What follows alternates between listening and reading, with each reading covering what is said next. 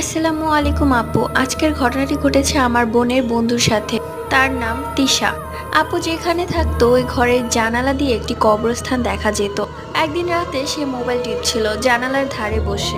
হঠাৎ করে কবরস্থানের দিকে চোখ যায়, যেতেই দেখতে পায় কবরস্থানের মাঝখানে সাদা ছায়া দাঁড়িয়ে আছে। আপু তখন ঘড়ির দিকে তাকায়, দেখে রাত 2টো বাজে। তখনই সে শুয়ে পড়ে এবং ঘুমিয়ে যায়। তখন তার মনে হলো তার জানালাতে কিছু একটা ছুঁড়ে মারলো। জানালার দিকে তাকাতেই দেখে যে জানালায় কাদা লেগে আছে। ব্যাপারটা বুঝতে না পেরে সে তার আম্মুর কাছে চলে যায় এবং গিয়ে তার আম্মুকে সবকিছু খুলে বলে। আম্মু শুনে বলে, কই চল তো দেখি। আম্মু যে জানালার কাছে তাকায়, তাকাতেই দেখে জানালাতে কিছুই নেই। তখন বলে, কোথায়? কিছুই তো নেই। সে তখন একটু অবাক হয় এবং তারপর আম্মু চলে যায়, সেও শুয়ে পড়ে। মাঝরাতে সে অনুভব করে তার পিছনে কেউ শুয়ে আছে। পেছনে ঘুরে তাকাতেই দেখে কেউ নেই। মনের ভুল ভেবে ঘুমিয়ে পড়ে।